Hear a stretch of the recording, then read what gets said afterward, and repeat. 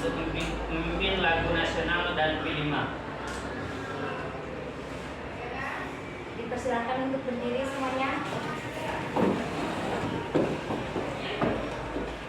Ayo maju, maju, ayo maju, maju, ayo maju, maju.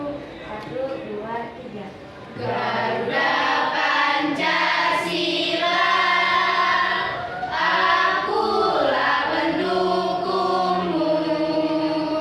Patriot proklamasi, sedia berkorban untukmu. Pancasila dasar negara, rakyat adil makmur sentosa, pribadi bangsaku. Ayo maju, maju, ayo maju, maju, ayo maju, maju. Pelajar Pancasila 1, 2, 3. Pelajar Pancasila beriman dan bertakwa pada Tuhan yang Esa dan berakhlak mulia, berkebinekaan global, gotong royong mandiri, kreatif dan bernalar kritis. Teman-teman dipersilakan untuk duduk kembali.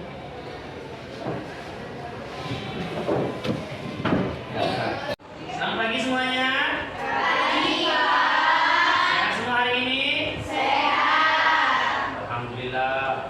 Oke, sebelum kita melanjutkan pembelajaran, Bapak absen terlebih dahulu. Oke, untuk kelas ini siapa yang sudah hadir hari ini, Nak? Oke, hadir semua ya.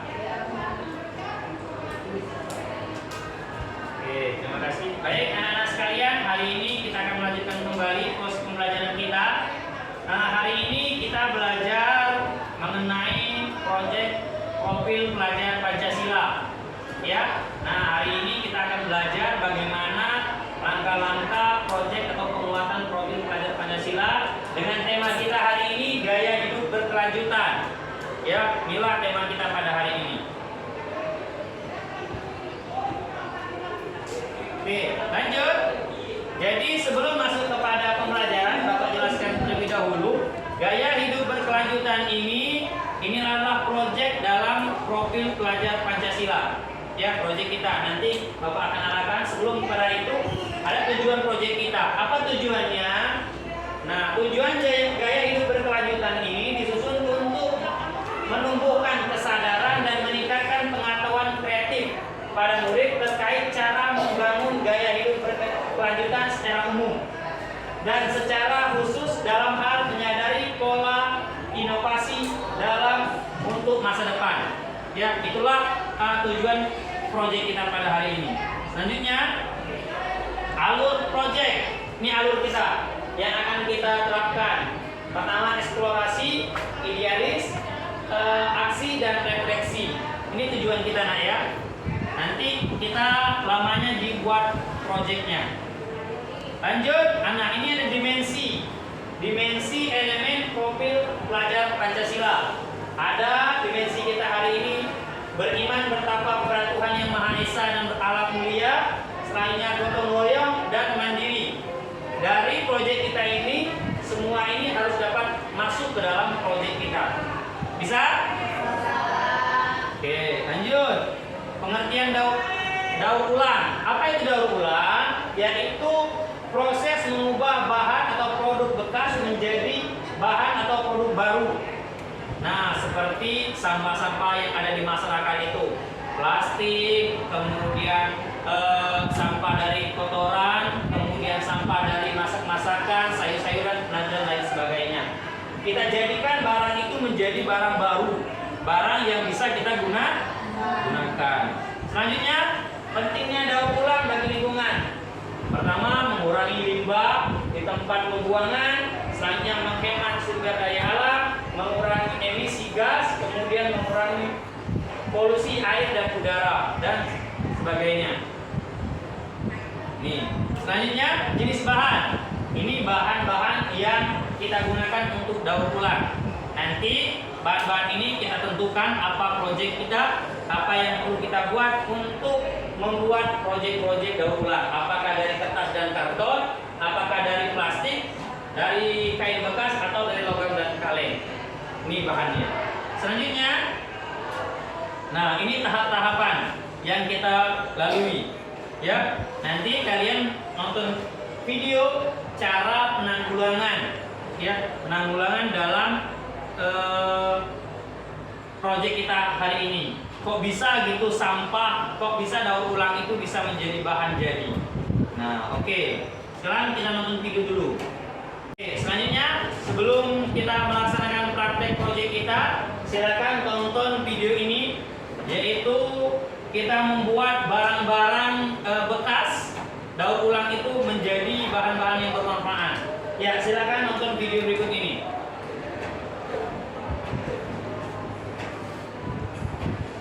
Selain handphone di tangan, ada satu benda yang susah lepas dari hidup kita. Yang hari dipakai buat bungkus gorengan sedotan berdua sendiri di samudera di sana. Sekarang kita mungkin makin ngeri, mikirin seberapa banyak sih sebenarnya sampah plastik di Semuanya bagus.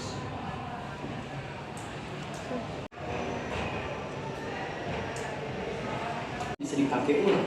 Kalau beli barang belanja di luar, selalu bawa kantong belanja sendiri yang dari bahan yang bisa dipakai berkali-kali kayak kartun atau kanvas. Atau Sudah, Nak? yang berat pakai kantong plastik, Oke. kantong plastiknya jangan langsung dibuang karena siapa tuh bisa. Oke, setelah kita menyimak video tadi, maka kita dapat kesimpulan bahwa ada beberapa kreasi daur ulang yang bisa kita gunakan. Ya, sampah-sampah plastik, botol-botol minum dan lain sebagainya bisa kita manfaatkan. Contohnya ini bisa dibuat kursi dari ecobrick, ya, kemudian tas dari tutup botol, kemudian gaun dari bahan bekas plastik. Nah, hari ini kita akan buat proyek ini. Kita akan membuat gaun dari plastik bekas agar gaun itu, plastik itu bisa kita manfaatkan. Nih contoh gaun-gaunnya, nah cantik kan? Nah, kalau bisa kalian buat seperti ini nanti. Bisa? Nah, ini tahap-tahapan kalian mengerjakannya. Ya, apa saja tahap-tahapannya? Silakan dibaca. Nah, selanjutnya alat yang kita butuhkan dalam membuat proyek ini. Pertama, gunting, staples, lem tembak, isolasi, double tip. Itu yang kita butuhkan. Nanti minggu depan kamu bawa ini. Bisa? Ya, nanti kita buat kelompok, per kelompoknya masing-masing kita tentukan ini bawa apa, ini bawa apa. Ini alatnya. Kemudian ini bahan yang kalian bawa besok. Ya, ada plastik bag, kemudian kawat kecil, tali rapia, kapas, kertas minyak, kertas manila, keset bekas dan karung. Kemudian lanjut dengan kardus. Ini yang perlu kita bawa, bahan yang kita butuhkan untuk membuat proyek kita nanti. Oke, ini langkah-langkahnya. Nanti silakan kita tentukan di kelas ini kita buat proyek kita, mulai dari kita menyiapkan bahan sampai ke busana siap jadi. Ya, sudah dibawa bahan-bahannya? Oke, nanti kita kerjakan, Nak, ya. Bisa? Harus proyek ini harus kita selesaikan, harus jadi. Buatlah seindah sebagus mungkin. Kalau sudah nanti kita buat karnaval. Ya, rencana Bapak bekerjasama dengan guru dan kepala sekolah yang lain kita buat karnaval untuk menampilkan proyek-proyek dari kelas 10, 11 dan kelas 12 harapannya. Oke, selanjutnya lanjut kita akan mengerjakan. Siap? Siap? Oke, yuk kita mulai mengerjakan. Silakan.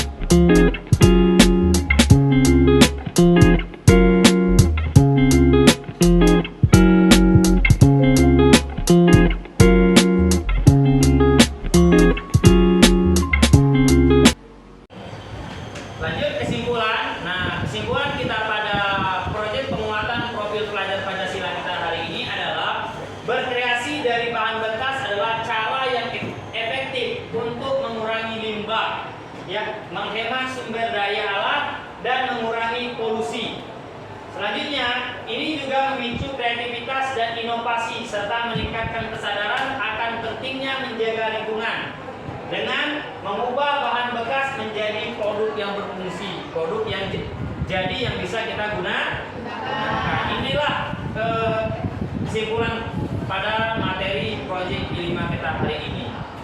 Silakan, ada yang bertanya, Nak? Pak, Ya, silakan. saya ingin bertanya Pak, kotoran hewan itu bisa nggak Pak dimanfaatkan kembali untuk menghasilkan suatu produk? Oke, baik. Terima kasih atas pertanyaannya. Untuk kotoran hewan itu tidak bisa kita jadikan produk, tapi kita bisa jadikan sebagai bahan pupuk. Pupuk untuk memupui tanaman. Ya, seperti kotoran kambing itu bisa kita manfaatkan, kotoran ayam itu bisa kita manfaatkan untuk pupuk. Nah, ya, jadi begitu juga dengan kotoran manusia itu bisa juga kita jadikan kita gunakan untuk membuat gas. Ya, sekarang di tahun 2025 nanti itu sudah diterapkan kotoran manusia dibuat menjadi gas untuk kita masak seperti itu. Oke, ada lagi? Cukup? Cukup Pak. Oke, terima kasih atas pertemuan kita pada hari ini. Oke, ada pertanyaan kembali? Oke, cukup pertemuan kita pada hari ini. Terima kasih. Ya, produk kita sudah kita gunakan. Harapannya produk ini bisa kita manfaatkan. Tidak hanya bahan bekas dari plastik saja, dari bahan